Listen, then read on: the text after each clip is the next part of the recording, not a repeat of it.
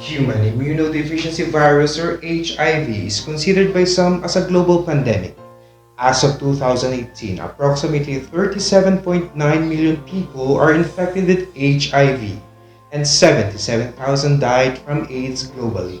One of the strategies identified by the World Health Organization to reduce HIV transmission is by increasing awareness on HIV and AIDS in the community, workplace, schools, and all other venues through advocacy on different media and activities. HIV is an illness that does not discriminate. Anyone can have this illness, which is why it is essential that all vulnerable people, especially adolescents, are educated on how to protect themselves from HIV and how to help stop its spread.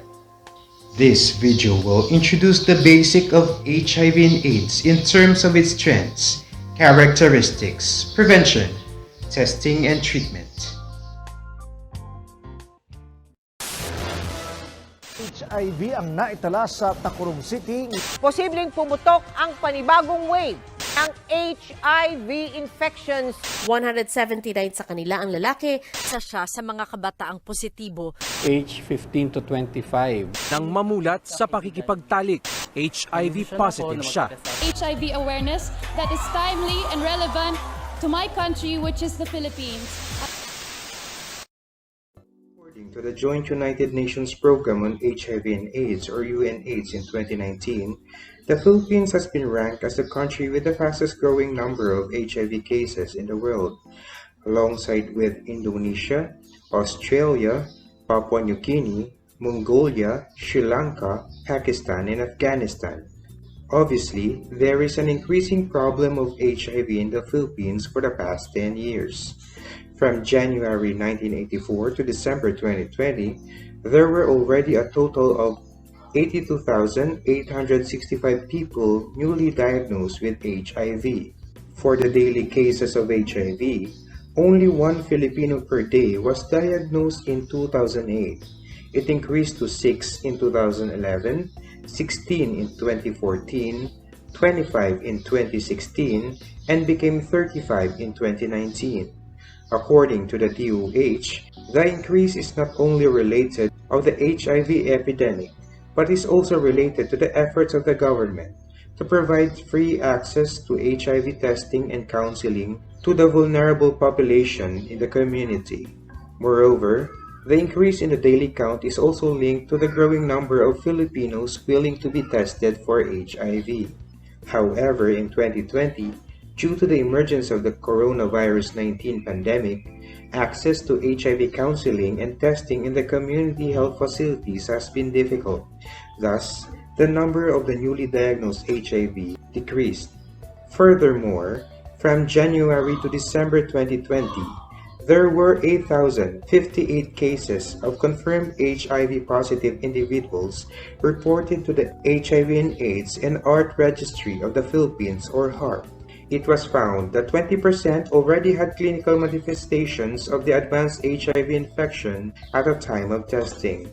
For the proportion of the newly diagnosed HIV cases in the Philippines, 28% were from the National Capital Region, the Region 7 with 26%, Region 4A with 13%, Region 3 with 8%, and Region 1 with 6% comprised the top 5 regions with the most number of newly reported cases for this reporting period, together accounting for 81% of the total cases.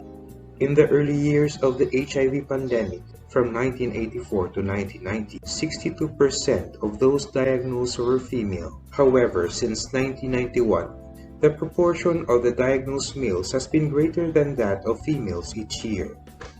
From 1991 to present, males comprise of 94% of the 82,865 diagnosed cases in the Philippines. In addition, from January 2018 to December 2020, 3% of the 30,568 diagnosed cases were assigned male at birth reported their self-identity as female at the time of testing. In December 2020 alone, the majority or 95% of newly diagnosed are males, while 5% are females. For the HIV and AIDS cases by age group, The median age was 28 years old and ranges from 1 month to 82 years old. Half of the cases, or 51%, were 25 to 34 years old, and 29 cases were 15 to 24 years old at the time of diagnosis. From January 1984 to December 2020, 23,733 or 29% of the reported cases were 15 to 24 years old. 97% were infected through sexual contact. 75% of all those 15 to 24 years old at the time of testing were diagnosed from January 2015 to December 2020. Since 2004, more males were diagnosed from this age group. However, the number of the diagnosed HIV cases among female youth had increased significantly in the past 5 years. The total diagnosed females aged 15 to 24 years old in January to December 2020 was 43% higher compared with the same reporting period in 2015. For the modes of transmission, sexual contact remained as the predominant mode of transmission with 92%. Among the newly reported cases acquired HIV through sexual contact, 62% were through male-to-male sex, 24% through males who have sex with both male and females, and 14% through male-to-female sex. Further, 47 or 4% were infected through sharing of needles, and 3 cases or less than 1% were infected through mother-to-child transmission.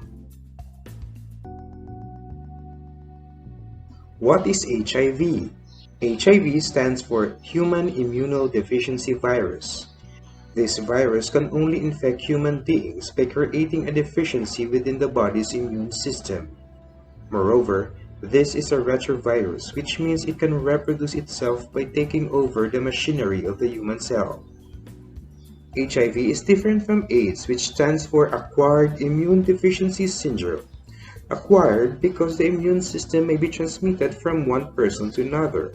AIDS is a condition where the immune system is already compromised and that the body can no longer fight off infection. An individual may suffer from 1 or 2 opportunistic infections. Syndrome means a person experiences a collection of symptoms which could be fatal. Now, let me introduce you to numbers 1, 2, 3, 4, 5 of HIV and AIDS. Number 1. What are the links of HIV with the following? Sexually transmitted infection, tuberculosis, and pregnancy. There are 4 links between HIV and STI. Number 1, same mode of transmission. Number 2, same preventive measure. Number 3, STI increases the chance of acquiring HIV. Number 4, entry point for information dissemination. Moreover, there are 2 links between HIV and pregnancy. Pregnancy is a sign of practicing unsafe sex. Being pregnant can transmit HIV from mother to her child. And lastly, there are 3 links between HIV and tuberculosis. Number 1, TB is a sign of a weak immune system like in HIV. Number 2, low immune system in humans increases the possibility of having opportunistic infection. Number 3, TB is the most common opportunistic infection among people living with HIV in the Philippines. Number 2, what are the 2 phases of HIV infection? The 2 phases includes Phase 1, HIV infection, and Phase 2, AIDS condition. The early symptoms of HIV can feel like having the flu. Around 1 to 4 weeks after getting HIV, a person may start to experience these flu-like symptoms. The individual may only get some of the symptoms, and some don't have any symptoms at all. The symptoms happens because the body is reacting to the HIV virus. Cells that are infected with HIV are circulating throughout the blood system. In response, the immune system tries to attack the virus by producing HIV antibodies. This process is called seroconversion. Timing varies, but once a person has HIV, it can take your body up to a few months to go through the seroconversion process. Once the person has been through the first phase and seroconversion process, they can often start to feel better. By the second phase of HIV infection, a person's immune system is already damaged. At this point, they're more likely to get serious infections or diseases that the body would otherwise be able to fight off. These infections are called opportunistic infections. Symptoms can include weight loss, chronic diarrhea, night sweats, fever, persistent cough, mouth and skin problems, regular infection, and serious illnesses or diseases. If a person develops certain serious opportunistic infections or diseases as a result of damage to their immune system from advanced phase 2 HIV infection, they are said to have the condition called AIDS. Number 3. What are the 3 modes of HIV transmission? The 3 modes of HIV transmission includes unprotected penetrative sex, receiving contaminated blood and blood products, and from infected mother to her child transmission. HIV is present in the blood as well as in the semen of males and vaginal fluids of females. Sexual intercourse can cause small cuts in the skin or mucosal lining, like tiny abrasion in the penis, vaginal, or anal wall. This allows semen, vaginal fluid, or blood of one person to enter the bloodstream of the other person. Receiving contaminated blood and blood products. Sharing of HIV-contaminated needles and syringes among people who inject drugs has one of the highest risks of HIV transmission. For blood transfusion and organ transplantation in the Philippines, the government tests all donated blood and blood products from Blood Service Facility for HIV and other infectious diseases like hepatitis B, hepatitis C, syphilis, and malaria. This is mandated by RA 7719, or National Blood Service Act of 1994. There has been no record of HIV infection through blood transfusion in the Philippines since 2011. Infected mother to her child transmission. It is important that an HIV-positive mother gets diagnosed early and takes antiretroviral drugs to reduce the chance of infecting her child during pregnancy, delivery, or breastfeeding. If an HIV-positive pregnant female already knows her HIV status and is not yet taking ARV, she should immediately go to a doctor to start ARV. Number 4. What are the 4 body fluids known to transmit HIV? Only certain body fluids from a person who has HIV can transmit the virus. These include blood, semen, vaginal fluid, and breast milk. These fluids are also known for their high concentration of HIV. And in order to get infected through these body fluids, one has to satisfy the 4 conditions for successful HIV transmission. This condition is called ESE. ESSE. First, exit. The virus has to exit the body of the person with HIV. HIV can only infect humans. It cannot infect mosquitoes and other animals. So HIV has to exit the human body in order to infect another person. Second is survival. HIV easily dies outside the body. For HIV to survive after exiting a person, it has to immediately enter another person. Furthermore, changes in temperature, acidity, moisture, and air can also cause the HIV to die faster. HIV cannot survive in swimming pools or toilet bowls. It also cannot survive in food or eating utensils. Third is sufficiency. Aside from exiting the body and being able to survive outside the body, there has to be enough amount of the virus to infect another person. Only blood, semen, vaginal fluid, and breast milk carry enough HIV to infect another person. And entry.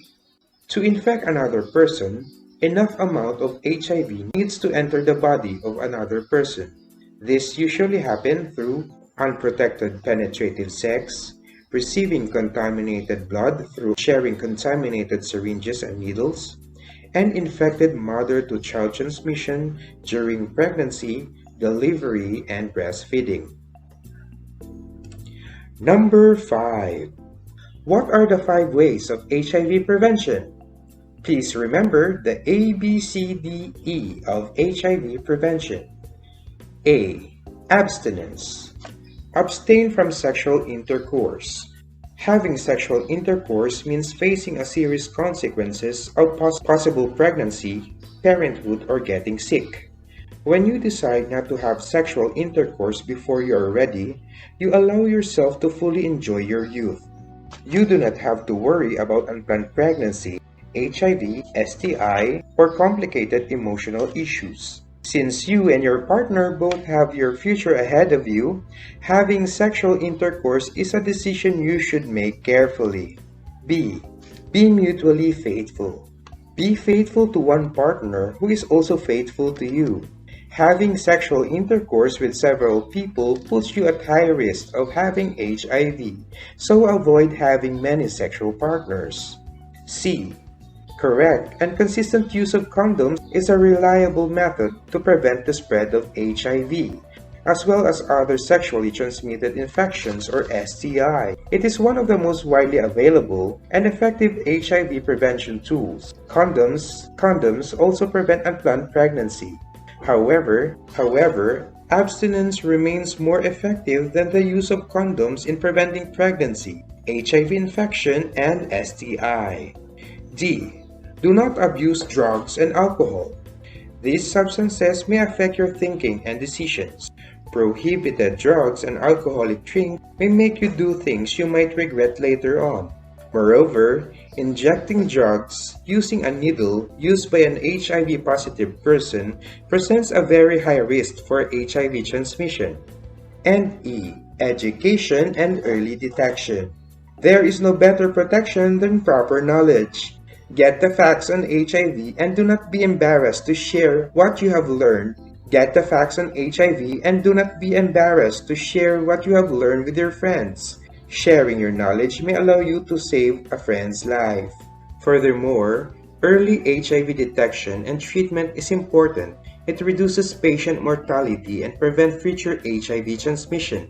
Furthermore, early detection and treatment of HIV is important because it reduces patient mortality and prevents future HIV transmission. The earlier you're diagnosed with HIV, the earlier you can begin treatment. How will I know if I am HIV positive? HIV testing is the only way to know if a person has HIV infection. It is recommended that a person who get tested for HIV every 3 to 6 months. Different services for HIV are available in the country, including HIV education, HIV testing services, and antiretroviral therapy. While HIV cannot be cured, treatment called antiretroviral therapy can prolong the life of people with HIV.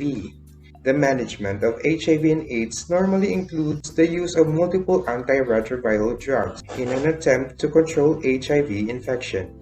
There are several classes of antiretroviral agents that act on different stages of HIV life cycle. Taking ART means people living with HIV can live longer and healthier lives. ART is available and provided by the Department of Health for free in the Philippines. You can access the many HIV services in the following facilities.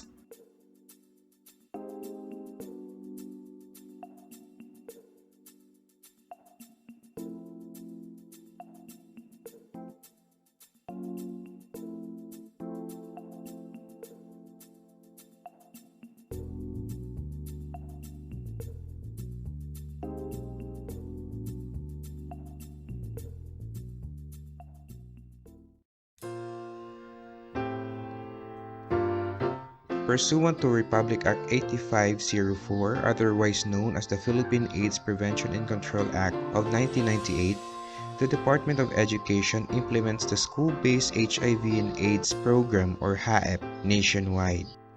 This move, guided by a deep sense of urgency to address the persistent increase in the incidence of HIV infection among key affected population in high-risk areas in the country, HIV education can help learners not only to develop and maintain safer behaviors, but also reduce stigma and discrimination towards people affected by and living with HIV. 525,600 minutes. 525,000 moments, oh dear. 525,600 minutes. How do you measure a year? In daylights, in sunsets, in midnights, in cups of coffee, in inches, in miles, and laughter and strife. In 525,600 minutes, how do you